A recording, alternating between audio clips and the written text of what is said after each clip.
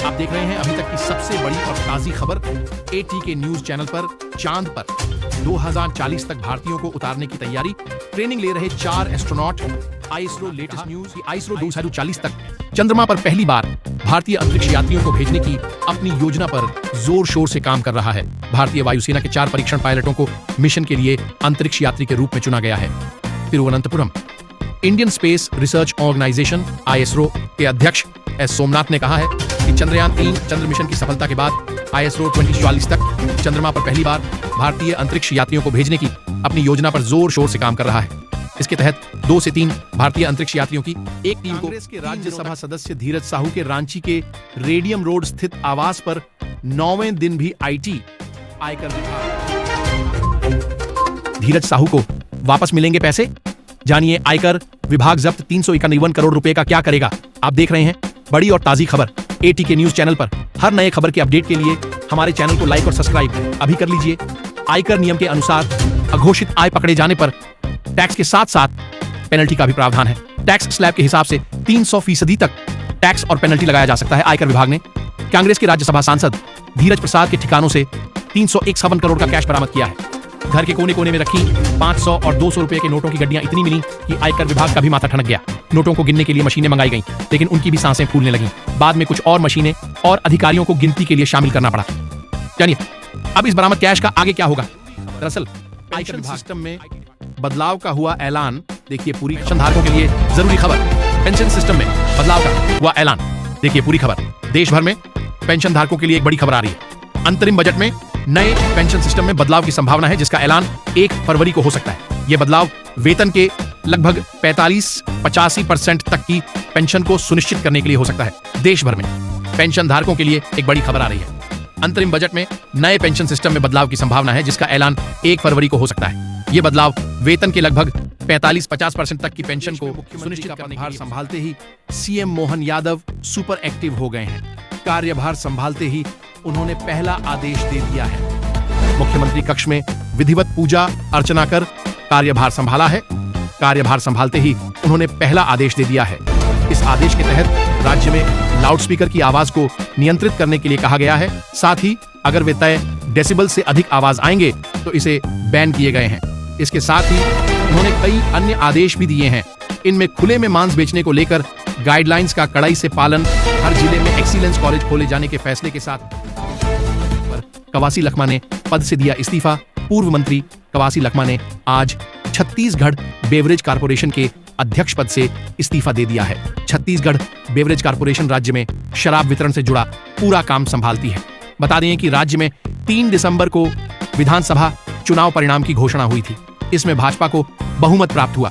इसके बाद तत्कालीन मुख्यमंत्री भूपेश बघेल ने उसी दिन शाम को अपना इस्तीफा राज्यपाल को सौंप दिया था। छत्तीसगढ़ के महाधिवक्ता रहे सतीश चंद्र वर्मा सहित कुछ अन्य लोगों ने भी 4 दिसंबर को पद छोड़ दिया था, लेकिन कवासी लखमा के इस्तीफा देने में विलंब। अपडेट के लिए चैनल को लाइक और सब्सक्राइब कर दीजिए। पीएम मोदी ने सूरत में एयरपोर्ट के नए एकीकृत टर्मिनल भवन और सूरत डायमंड बोर्स का उद्घाटन किया है। सूरत डायमंड बोर्स दुनिया का सबसे बड़ा ऑफिस बन गया है। प्रधानमंत्री नरेंद्र मोदी ने रविवार 17 दिसंबर को सूरत डायमंड एक्सचेंज का उद्घाटन किया। इसे सूरत डायमंड बोर्स के तौर पर भी जाना जाता है। ये इमारत अब दुनिया का सबसे बड़ा ऑफिस बन गया है। इससे पहले ये उपलब्धि पेंटागन के नाम थी। पीएम मोदी ने लोगों को संबोधित करते हुए कहा कि आज सूरत शहर की भव्यता में एक और डायमंड जुड़ गया है, और डायमंड भी छोटा मोटा नहीं है, बल्कि ये तो दुनिया में सर्वश्रेष्ठ है। विष्णुदेव साय का सचिवालय। जानिए छत्तीसगढ़ सीएम सचिवालय की किस आईएएस अफसर को मिलेगी कमान। मुख्यमंत्री विष्णुदेव साय को पदभार ग्रहण के साथ ही प्रशासनिक फेरबदल की चर्चा गर्म है। इस संभावित बदलाव में सभी की निगाहें सबसे बड़े पावर सेंटर सीएम सचिवालय पर है। मुख्यमंत्री का सचिवालय यानी प्रदेश का प्रशासनिक पावर और कमांड सेंटर। सीएम सचिवालय से ही प्रदेश की पूरी सरकार चलती है। ट्रांसफर पोस्टिंग से लेकर सरकार की रीति नीति सब कुछ 600 रुपए में एलपीजी रसोई गैस आप भी खरीद कर ले सकते हैं। लाभ सरकार दे रही है 75 लाख नए कनेक्शन। केंद्र सरकार ने इस योजना को 2016 में शुरू किया था। तब से लेकर अभी तक 10 करोड़ के करीब उपभोक्ता जुड़ चुके हैं। इस योजना के तहत 75 लाख नए कनेक्शन की मंजूरी मिली है। केंद्रीय मंत्री हरदीप सिंह पुरी ने संसद को एक अहम जानकारी देते हुए कहा कि सरकार गरीब परिवारों को सस्ती कीमत में रसोई गैस, एलपीजी गैस सिलेंडर देने में अन्य देशों की तुलना में प्रभावी रही है। पड़ोसी मुल्क पाकिस्तान, नेपाल और श्रीलंका में रसोई गैस की कीमतें भारत की तुलना में काफी ज्यादा है। इंडिया वर्ल्ड कप के शेड्यूल का ऐलान। 20 जनवरी को टीम इंडिया खेलेगी अपना पहला match U19 mains world cup 2024। ICC ने पुरुषों के अंडर 19 वर्ल्ड कप 2024 का शेड्यूल जारी कर दिया है। यह 19 जनवरी से शुरू होकर 11 फरवरी तक खेला जाएगा। पुरुषों के अंडर 19 वर्ल्ड कप का शेड्यूल सामने आ गया है। यह टूर्नामेंट 19 जनवरी से शुरू हो रहा है। फाइनल मुकाबला 11 फरवरी को खेला जाना है। इस दौरान कुल 41 मुकाबले खेले जाएंगे। भारतीय टीम यहां 20 जनवरी से अपना अभियान शुरू करेगी। आईसीसी ने सोमवार शाम को अंडर 19 वर्ल्ड कप का पूरा शेड्यूल जारी किया।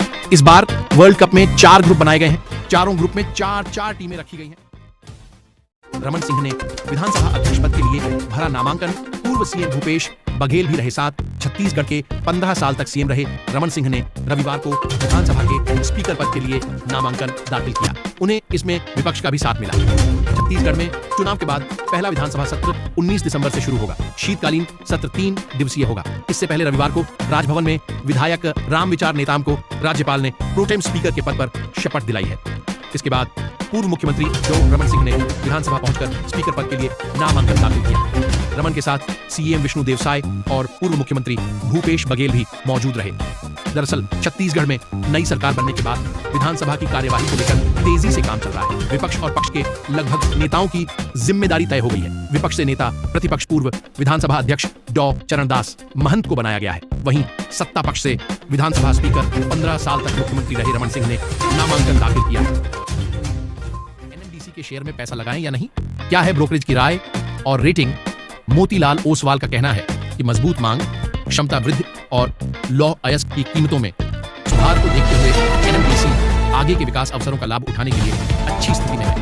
एनएमडीसी को पहले नेशनल मिनरल डेवलपमेंट कॉर्पोरेशन के नाम से जाना जाता था। यह भारत में लौह अयस्क की सबसे बड़ी प्रोड्यूसर है। कंपनी का अप्रैल-नवंबर का उत्पादन सालाना आधार पर 17% की बढ़त के साथ 27.3 मेट्रिक था। अभी बैंक को लेकर आई बड़ी खबर। इस बैंक का लाइसेंस हुआ रद्द। आपका भी खाता है तो देखें। RBI new update bank. अभी आरबीआई की तरफ से दिया गया बड़ी खबर। आरबीआई ने एक बार फिर से एक बड़े बैंक का लाइसेंस को रद्द कर दिया है। अभी प्रेस कॉन्फ्रेंस में आरबीआई की तरफ से बताया गया है कि एक और बैंक का लाइसेंस को रद्द किया गया है जो कि आरबीआई के गाइडलाइन को पालन नहीं कर रहा था, इसलिए इस बैंक का भी मान्यता को रद्द किया गया है। तो आप सभी को भी जानना बेहद जरूरी है, क्योंकि अगर आपके भी कभी इस बैंक में खाता है तो आप सभी के लिए ये काफी महत्वपूर्ण खबर हो सकता है। तो लिए हम लोग देखते हैं तो वो कौन सा बैंक है जिसके आरबीआई की तरफ गाइडलाइंस 12,000 का लाभ केवल इन लोगों को लिस्ट में नाम देखें।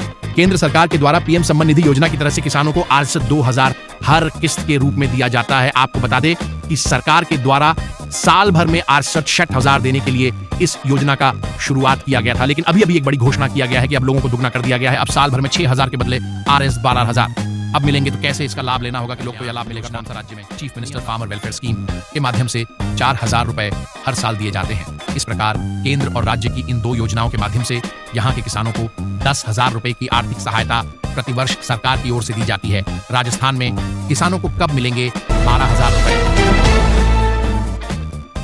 रिंकू सिंह के धमाके से जीत रहा था भारत। इन 2 ओवर्स में हो गया खेल। ये था मैच का turning point. India versus south Africa.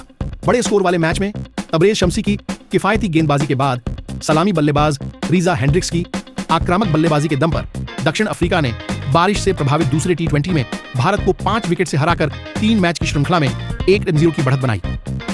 3 match की T20 सीरीज का पहला मैच बारिश की भेंट चढ़ने के बाद अभी तक की सबसे बड़ी और ताजी खबर AT के न्यूज चैनल पर। आप हर नए खबर की अपडेट के लिए हमारे चैनल को लाइक और सब्सक्राइब कर दीजिए। चैनल को प्यार और सपोर्ट करने के लिए आपको दिल से धन्यवाद।